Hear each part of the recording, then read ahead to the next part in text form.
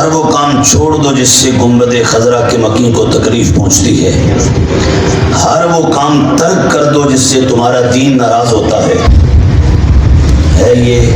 یہاں پاکستان کی نہیں بیروت کی چھپی ہوئی ہے۔ اس میں حدیث پاک یہ ہے، نبی پاک صلی اللہ علیہ وآلہ وسلم کے صحابی ہیں حضرت ابو ہریرہ رضی اللہ تعالیٰ قال، وہ فرماتے ہیں قال رسول اللہ صلی اللہ علیہ وآلہ وسلم، اللہ کے رسول صلی اللہ علیہ وآلہ وسلم کا ارشاد گرامی ہے کیا؟ فرمایا ان اللہ لَيَرْفَعُ الدَّرَجَةَ لِلْعَبْدِ الصَّالِحِ فِي الْجَنَّةِ۔ حضور نے فرمایا بے شک اللہ تعالیٰ جنت میں اپنے بندے کا درجہ بلند فرماتا ہے، اس کا درجہ بلند کرتا ہے۔ تو فیقول، بندہ عرض کرتا ہے یا رب، اے میرے پروردگار، انا لی ہادی، یہ کہاں سے آیا ہے میرے لیے، یہ جو میری شان تو نے بلند کی ہے اس کا سبب کیا ہے، یہ کس بنیاد پر مجھے یہ مرتبہ یہ درجہ نصیب ہوا ہے؟ تو فیقول، اللہ تبارک و تعالی ارشاد فرماتا ہے باستغفار ولدک لک، پیچھے جو تو نیک اولاد چھوڑ کے آیا تھا اس نے تیرے حق میں بخشش کی دعا مانگی ہے، جس کی برکت سے ہم نے تیرا درجہ بلند فرما دیا ہے۔ نبی اکرم صلی اللہ علیہ وآلہ وسلم کا ارشاد گرامی ہے، حدیث پاک حضرت سیدنا عبداللہ بن عباس رضی اللہ تعالیٰ عنہما، حضور کے چچا کے بیٹے، میرے مصطفیٰ کریم علیہ السلام کے انتہائی لاڈلے اور پیارے، یہ وہ ہستی ہیں جنہیں مفسر بارگاہ مصطفیٰ کہا جاتا ہے، حبر الامہ کہا جاتا ہے۔ میرے آقا و مولا صلی اللہ علیہ وآلہ وصحبہ وبارک وسلم کی امت کا ان کو علامہ کہا جاتا ہے۔ حضور کے چچا عباس کے یہ بیٹے ہیں اور جلیل القدر صحابی ہیں۔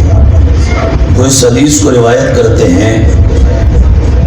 کہتے ہیں قال النبی صلی اللہ علیہ وآلہ وسلم، اللہ کے نبی صلی اللہ علیہ وآلہ وسلم نے ارشاد فرمایا مل میت فی قبرہ الا شبہ الغریق المتغوث، فرمایا میت اور مردہ اس کی حالت قبر میں ایسی ہوتی ہے جیسے ایک بندہ ڈوب رہا ہو، پانی میں غرق ہو رہا ہو اور غرق ہوتے ہوئے وہ فریاد کر رہا ہو کہ مجھے بچاؤ، مجھے بچاؤ، مجھے نکال لو۔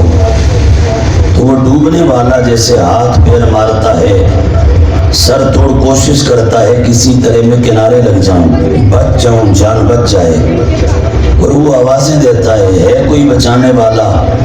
ہے کوئی ایسا کہ جو اس گھڑی مجھے بچا لے موت کے منہ سے اور پار لگا دے، کنارے لگا دے۔ تو میں جس طرح قبر میں، جس طرح پانی میں وہ ڈوبنے والا فریاد کر رہا ہوتا ہے، اسی طرح میت جسے تم قبر میں رکھ کے آتے ہو وہ بھی فریاد کر رہی ہوتی ہے کوئی پیچھے جو ہمارے حق میں دعا کرے، ہے کوئی جو ہمارے حق میں نیکی کرے، ہے کوئی جو نیکی کر کے اس کا ثواب ہمیں بخش دے، ہے کوئی جو ہمارے نام پہ کوئی صدقہ خیرات کر دے، ہے کوئی جو ہمارے نام پر کوئی تلاوت قرآن کا اہتمام کر دے، ہے کوئی جو ہمارے نام پر درود پاک پڑھ کے کوئی ثواب بھیج دے۔ میت کی قبر میں یہ حالت ہوتی ہے، حضور فرماتے ہیں۔ اور یہاں میں یہ بھی کہوں گا کہ اللہ سے ڈرو، خدا کا خوف کرو، اور دنیا کے ہر اس کام سے باز آ جاؤ جس سے خدا ناراض ہوتا ہے۔ ہر وہ کام چھوڑ دو جس سے گنبد خضرا کے مکین کو تکلیف پہنچتی ہے، ہر وہ کام ترک کر دو جس سے تمہارا دین ناراض ہوتا ہے۔ اپنے رب کی نافرمانی ترک کر دو، چھوڑ دو رب کی بارگاہ سے بغاوت کرنا، چھوڑ دو اللہ کا قانون توڑنا، اور یہ جو تمہاری جان ہے اور یہ جو تمہارا آج کا ٹھاٹ باٹ کا ماحول ہے اور یہ جو تمہارا دنیا پیسہ، یہ تمہارا دھن، یہ تمہارے بڑی بڑی بلڈنگیں، یہ تمہارے بنگلے، یہ تمہاری کوٹھیاں، یہ تمہاری پراپرٹیز، یہ جائیدادیں، یہ بینک بیلنس، یہ ارب ہار روپے، اور یہ تمہارے بچے، یہ اولاد، یہ جگری یار، یہ جس پر اکڑتے ہو نا، اکڑتے ہو، گردن میں شریعہ رکھ لیتے ہو، یدی ہم جیسا تو شاید یہاں ہے ہی کوئی نہیں، اور دنیا باقی ہمارے جیسے کمزوروں کو کیڑے مکوڑے سمجھتے ہو۔ یہ میری بات ذہن میں رکھ لو، یہ 3 چیزیں ٹوٹل جن پر تم آکڑتے ہو، ایک تمہارا دنیا کی جائیداد اور پراپرٹی، سب کچھ پیسہ سارا کچھ اس کے اندر، ایک یہ، اور دوسرا تمہاری اولاد، رشتہ داری، برادری، 2، اور تیسرا تمہارے جگری یار، دوست، بیلی، سنگی، یہ تمہاری فرینڈ شپ جس پہ ناز نخرے ہوتے، یہ 3 چیزیں جن کی وجہ سے آج کا بندہ آکڑتا ہے اور بدمست ہاتھی بن جاتا ہے اور عیاش اور بدماش ہو جاتا ہے، اور سمجھتا ہے کہ یہ 3 چیزیں اتنی پاورفل ہیں کہ ان کی طاقت کبھی ختم ہی نہیں ہونی۔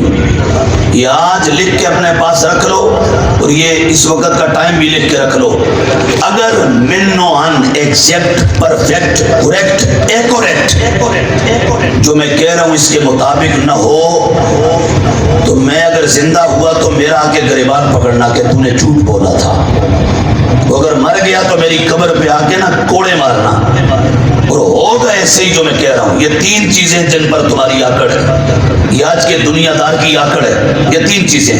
ایک جائیداد، پراپرٹی، بینک بیلنس، یہ سارا کچھ، یہ تمہارا دھن، اور دوسرا تمہارے بچے، اولاد، خاندان، فیملی، برادری، اور تیسرا تمہارے یار، دوست، بیلی، سنگی، یہ 3 چیزیں جن کو تم بہت بڑی پاور سمجھ کر باغی ہو جاتے ہو، سرکش ہو جاتے ہو اور متمرد ہو جاتے ہو اور تمرد کا شکار ہو جاتے ہو۔ معلوم ہے ان کی حیثیت کیا ہے، ان کی ویلیو کیا ہے؟ یہ 3 چیزیں پھر گن رہا ہوں، تمہاری جائیداد، پیسہ،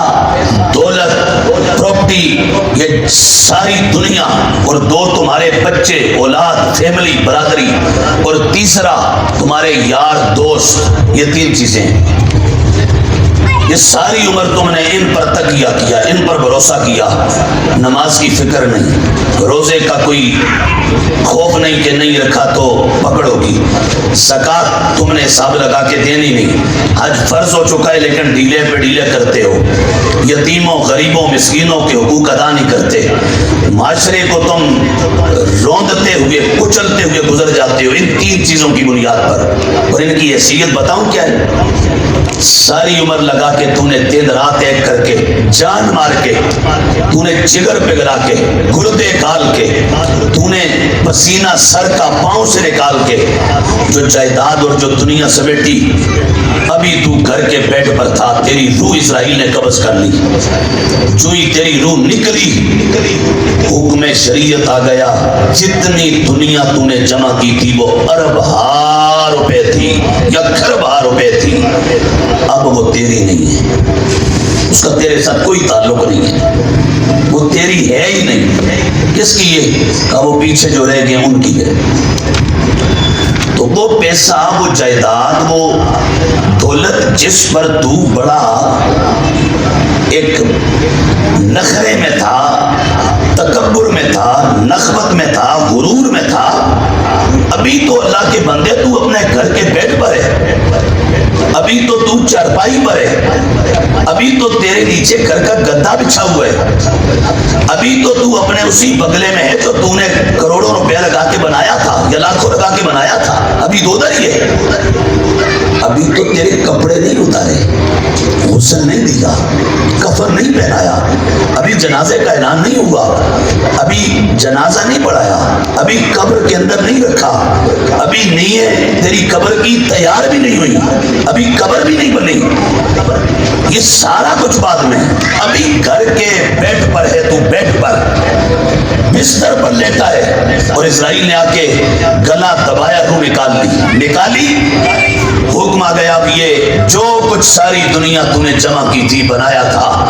تو نے نہ حلال دیکھا نہ حرام، نہ جائز نہ ناجائز، تو نے کوئی نہ سیاہ دیکھا نہ سفید، جو جمع کیا تھا نا، یہ جن کو تو بڑے نخرے سے بتاتا تھا میں نے یہ مکان، وہ پلاٹ، وہ زمین، میرا وہ بیلنس، وہ میرا پیسہ، وہ جی فلاں فلاں فلاں، وہ جس کی گردانے پڑتا تھا اور پڑھتے تھکتا نہیں تھا اور گھنٹوں جن کے حساب کرتا تھا اور حساب کر کر کے تھک جاتا تھا اور رہ جاتا تھا، بے بس ہو کے سو جاتا تھا کہ جو رہ گیا صبح اٹھ کے کروں گا۔ ابھی تو گھر کی چارپائی ہے پر ہے بندہ خدا، ایسا کہتا ہے بندیا میں تیرا نہیں ہوں، تو کس چکر میں مجھے جمع کرتا تھا، میں تیرا نہیں۔ تو جو اتنی جلدی چھوڑ جائے، مجھے کلیجے پہ ہاتھ رکھ کے سچ بولنا، جو اتنی جلدی چھوڑ جائے وہ وفادار ہوتا ہے یا بے وفا؟ بولو تو صحیح، جو اتنی جلدی چھوڑ جائے اس کو وفادار کہتے ہیں یا بے وفا؟ دنیا میں سب سے بڑی دولت کا نام وفا ہے۔ وفا ہوتی بڑی اوکھی ہے پر وفا کائنات کی سب سے اعلیٰ چیز کا نام ہے۔ یہ چھوڑ دیا تجھے، چھوڑ دیا، کر جا آگے ٹر جا، میں تو ادھر ہی رہنا ہے، میں تو تیرا ہوں ہی نہیں۔ اچھا جی، اب آگے ایک اور چیز ہے، اس پر بھی بڑا تکبر غرور ہوتا ہے، وہ جی میرے 2 بچے پہلوان باڈی بلڈر، سارے محلے کو آگے لگایا ہوا ہوتا ہے، بچوں کے زور پہ، فیملی کے زور پہ، برادری کے زور پہ کمزوروں کو کچلا جاتا ہے۔